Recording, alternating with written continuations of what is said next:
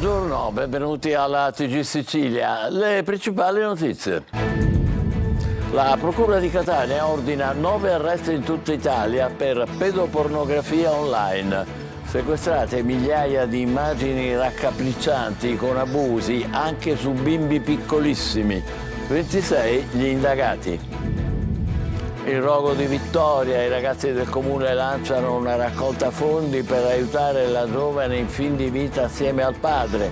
Lunedì, convalida del fermo del tunisino che ha ucciso, carbonizzandole, la madre e una sorella.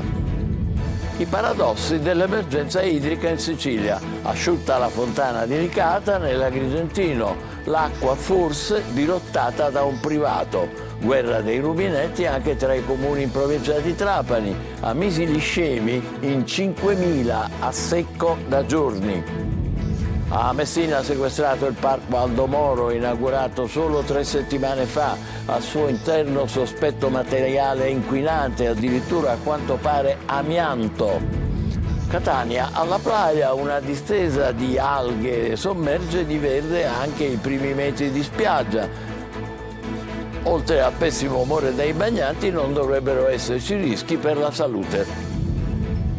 Alle Olie, Salina celebra i 30 anni del Postino, il bellissimo film di Massimo Troisi, diventato il suo testamento artistico. Nell'isola tantissimi gli attori in gara per un premio intitolato all'attore campano. Giovanni Allevi incanta Palermo a Palazzo Reale, il pianista e compositore racconta la sua malattia, mi ha catapultato nel presente. Calcio, il Catania tiene ancora banco con la vicenda allenatore, Toscano ha trovato l'accordo per risolvere il contratto con il Cesena, il Palermo farà un grande mercato per cercare la promozione in A.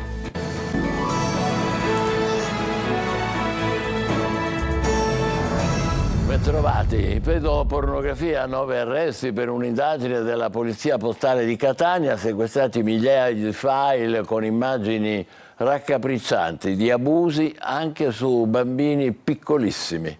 Tonino De Mana. 9 persone sono state arrestate dalla Polizia di Stato nell'ambito di un'operazione su tutto il territorio nazionale di contrasto alla pedopornografia online coordinata dalla Procura di Catania. 26 le persone indagate per detenzione e divulgazione di materiale pedopornografico sottoposte a perquisizioni personali ed informatiche. Sequestrati migliaia di file, scambi di messaggi e video raccapriccianti con abusi anche su bambini piccolissimi. Le indagini sono state avviate su alcuni dispositivi elettronici sequestrati a un uomo arrestato mesi fa per le stesse condotte, sui quali all'interno di una piattaforma di messaggistica erano stati trovati gruppi dediti allo scambio di immagini e video shock. Meticolose e complesse indagini anche di natura tecnica hanno portato all'identificazione dei soggetti attivi sui gruppi. La Procura distrettuale di Catania, condividendo le nostre ipotesi investigative, ha emesso i decreti di perquisizione nei confronti di 26 soggetti.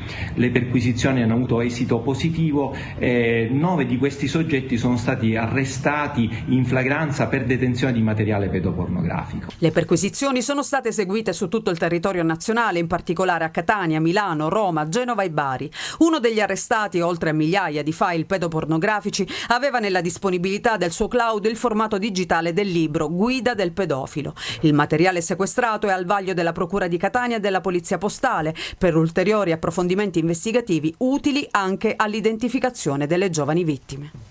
Come avete visto e ascoltato, il servizio appena andato in onda è di Emanuela Corsi. L'altra notizia è 4 uomini ammoniti dal questore di Caltanissetta per avere picchiato e maltrattato la moglie, l'ex compagna e in un caso pure il padre che si rifiutava di consegnare il denaro per la droga. Per altri 3 chiesta la sorveglianza speciale per minacce e violenze nei confronti delle rispettive compagne.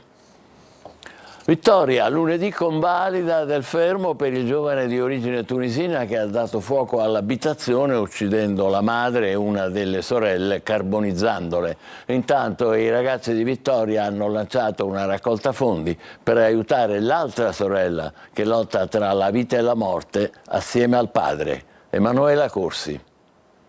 È prevista per lunedì l'udienza di convalida del fermo di Wajdi Zawali, il trentenne tunisino residente a Vittoria che ha dato fuoco alla casa di famiglia uccidendo la madre e una delle sorelle.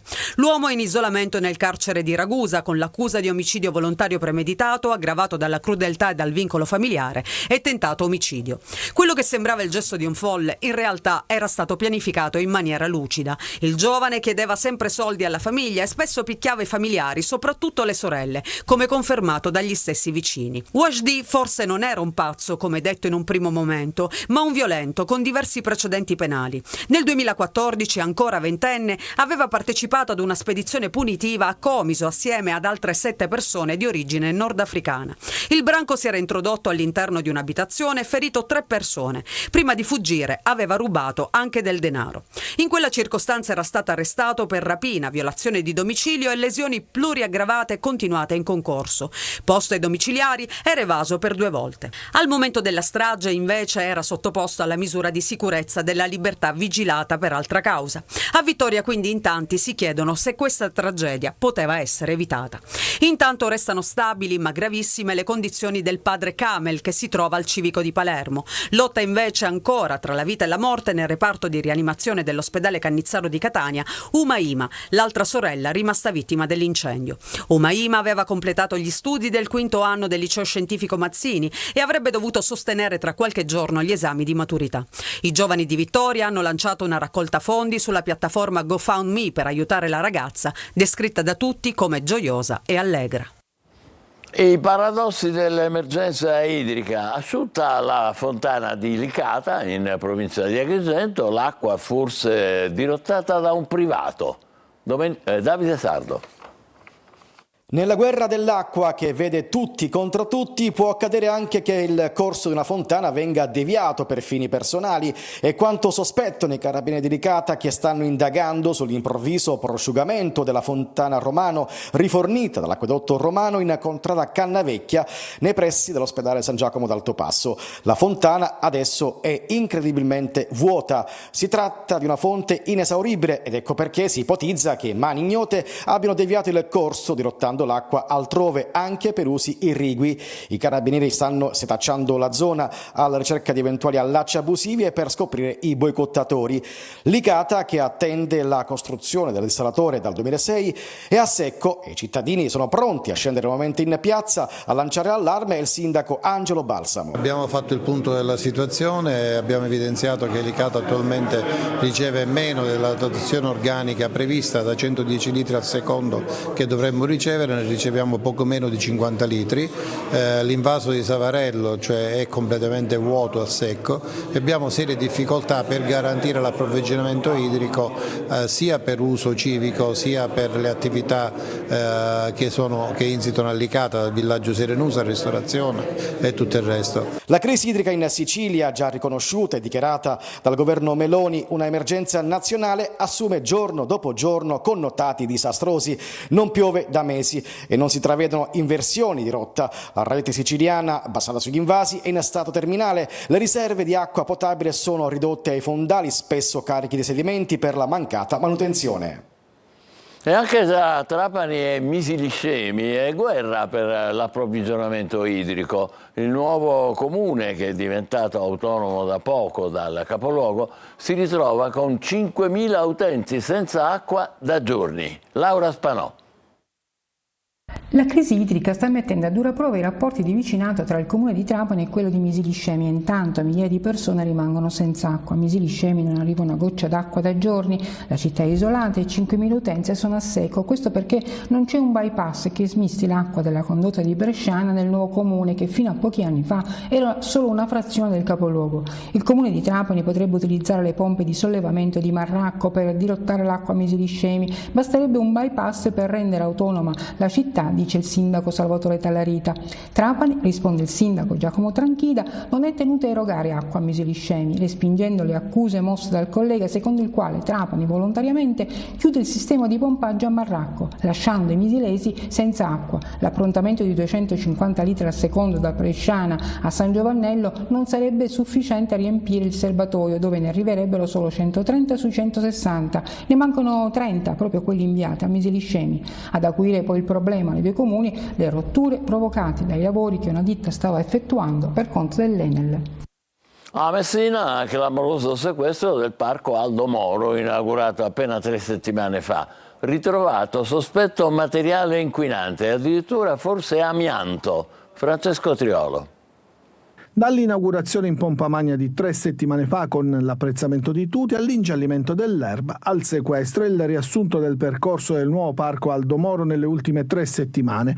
Il sequestro dell'area è stato disposto ieri pomeriggio dalla Procura di Messina dopo la scoperta di materiale che potrebbe contenere amianto, per il quale sono necessarie verifiche che diranno quando l'area verde restituita alla città dopo 40 anni potrà tornare disponibile. Un sequestro che ovviamente ha provocato lo stupore di tanti messinesi per la clamorosa inattesa disposizione. Il comune in qualche modo prova a gettare acqua sul fuoco affidandosi alla magistratura e all'ARPA per tutti gli approfondimenti del caso. Il sequestro di ieri segue quello di mercoledì su una porzione della scarpata di proprietà dell'Istituto Nazionale di Geofisica e Vulcanologia. La scerbatura infatti dei giorni scorsi aveva portato alla luce anche dei rifiuti, fra questi qualcosa che potrebbe essere o contenere amianto. Non ce n'è la certezza e per questo l'ARPA ha effettuato prelievi per avviare delle analisi sui campioni rinvenuti. La prossima settimana i risultati, se saranno riscontrate tracce di amianto, si dovrà provvedere alla bonifica. Catania, invasione di alghe, è stata questa l'amara sorpresa per centinaia di bagnanti alla playa. Il biologo marino dice sono cause naturali, forse legate all'attività dell'uomo, ma non ci sono rischi per la salute. Intanto per lunedì è previsto un nuovo sopralluogo per il canale Arci. Tonino De Mana. Io pago 2.000 euro di cabina, io come tanti altri cabinanti qui alla playa, e il nostro desiderio è quello di poterci fare il bagno in tutta sicurezza. Ed eccoli, i bagnanti alla playa di Catania. Prima di entrare uno sguardo all'acqua, non certo limpida. Osservata speciale un'infinita distesa di alghe con il verde che predomina sulla sabbia e l'umore sempre più nero per chi decide di immergersi. Stessa spiaggia, stesso mare e stessi problemi che ogni anno in estate tengono banco tra canali da chiudere ed acque da convogliare senza che le stesse sversino sul litorale. Può essere definito un fenomeno di eutrofizzazione che può avere sia cause naturali che invece cause di origine antropica, quindi attribuibili all'uomo. Questo accade soprattutto quando nel mare arrivano dei composti particolari derivanti da, ad esempio, acque che provengono dai suoli coltivati, quindi ricche di fertilizzanti, oppure acque domestiche. Per quanto riguarda le alghe, non ci sarebbero comunque rischi per la salute. Non comporta particolari problemi in caso di contatto con il corpo umano, insomma, quindi da questo punto di vista si può stare tranquilli. Intanto, la prossima settimana sarà decisiva per rallentare il flusso delle acque del torrente Arci con la contemporanea attivazione del sistema di sollevamento che, attraverso speciali pompe, faranno confluire le acque al depuratore. Lunedì è previsto anche un sopralluogo dell'11ª commissione consiliare. Ancora a Catania, uno straniero che minacciava i passanti in via Monserrato con un oggetto metallico appuntito è stato arrestato dalla polizia. L'uomo, irregolare in Italia, ha ferito alcuni agenti che hanno dovuto fare ricorso alle cure mediche. Oggi alle 14.30 su Telecolor e in replica alle 21.30 su Antenna Sicilia ritorna Il Punto, l'approfondimento condotto da Luca Ciliberti. Tra i temi della nuova puntata, il peso del voto delle europee sulla politica regionale, in vista di un imminente rimpasto della giunta Schifani. Fra gli ospiti l'ex presidente dell'Assemblea regionale Gianfranco Miccichè, Fabio Mancuso dell'MPA e Giuseppe Antoci, eurodeputato dei 5 Stelle. Alle Eolie, Salina celebra i 30 anni del Postino. Il bellissimo film di Massimo Troisi, che è diventato il suo testamento artistico. Per l'occasione si assegna il premio omonimo con tantissimi attori sull'isola fino a domenica. La nostra inviata Eva Spampinato. Una bici d'epoca che spunta fuori dalla locandina originale di un film diventato simbolo di un'isola salina e testamento di uno dei più grandi attori italiani scomparso troppo presto, Massimo Troisi. La più rigogliosa delle isole Eolie saluta così l'arrivo dei turisti al porto di Santa Marina e il Mare Festival celebra i 30 anni de Il Postino. Giornate bellissime di sole, di mare qui a Salina, trasformata in una capitale del cinema con grandissimi attori, registi, artisti che sono qui per ricordare Massimo Troisi a 30 anni dalla sua scomparsa, a 30 anni da quel film indimenticabile che è rimasto nel cuore di tutti noi ed è entrato nella storia del cinema. Ieri la prima serata della 13ª edizione del Premio Troisi. Tutto questo insieme con Maria Grazia Cucinotta, la nostra madrina, Francesco Pannofino, Carla Signoris, Alessio Boni, Sergio Friscia, si stanno raccontando sul palco del festival, stanno parlando dei loro prossimi progetti, stanno rivedendo alcune delle scene più belle delle loro carriere, stanno ricordando Massimo Troisi, ancora oggi un punto di riferimento per chiunque lavora nel mondo della commedia, si approccia alla comicità e soprattutto alla poesia troisiana, cioè quella di dire delle cose profonde, originali, intrise di significato, ma in modo semplice per arrivare a tutti. In una cornice unica, i protagonisti del mondo del cinema incontrano il pubblico in un rapporto diretto, a tu per tu, poetico e intenso. Il festival diventa sempre più itinerante, abbiamo coinvolto nuovamente il comune di Santa Maria Salina dove è nato il festival 13 anni fa e quindi abbiamo abbracciato la piazza di Santa Maria Salina dove proprio Sergio Friscia è stato un protagonista indiscusso, showman e mattatore sul palcoscenico, e poi il cuore del festival rimane il comune di Malfa con la sua piazza, anche perché nel comune di Malfa è stato proprio girato Il Postino insieme con Procida, quindi sono quei luoghi che ci ricordano questo film candidato a 5 premi Oscar e vincitore di una statuetta per le musiche. Ancora le note di Luis Bagaf qui si risentono nell'aria. Gli appuntamenti sono a ingresso gratuito fino a domenica sera. Barbara Boucher sarà protagonista domani nell'ultima serata di chiusura. Francesca Einaudi ha già fatto la sua meravigliosa intervista, ha ricevuto il premio Troisi, e poi anche musica. Mario Incudine, cantautore siciliano, ha stregato il nostro pubblico e stasera sarà la volta di Alberto Urso che omaggerà proprio con Mi mancherai, un pezzo della colonna sonora del Postino, la nostra platea.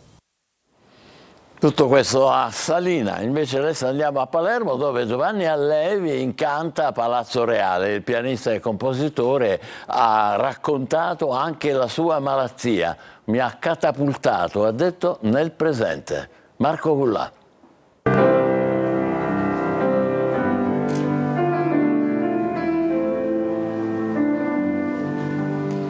Ogni suo brano è accolto da un'ovazione, ogni sua riflessione sulla vita vissuta e sulla concezione della musica ipnotizza il pubblico. Palazzo Reale a Palermo è rimasto ammaliato dinanzi al maestro Giovanni Allevi, che ha accompagnato il tramonto palermitano con le sue composizioni e le narrazioni di un'esistenza attraversata dalle gioie di una carriera folgorante.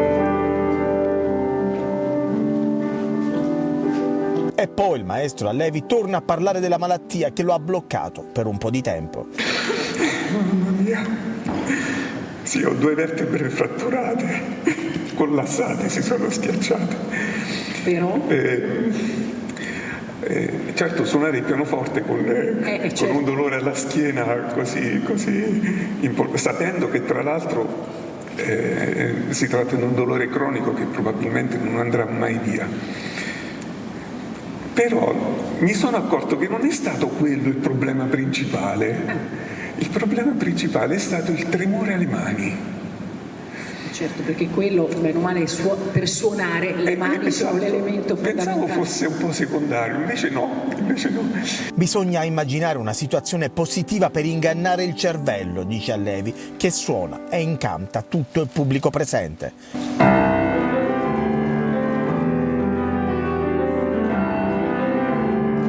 Ad accogliere Allevi e nelle vesti di padrone di casa il presidente dell'Ars Gaetano Galvagno. Con noi abbiamo un artista che va ascoltato non solo in senso artistico, ha detto, ma per tutto quello che gli ha offerto la vita. Tra poco il calcio, dopo la nostra breve pausa, le ultime sul Catania e sul Palermo e anche il calcio a 5. Vi aspettiamo, state con noi.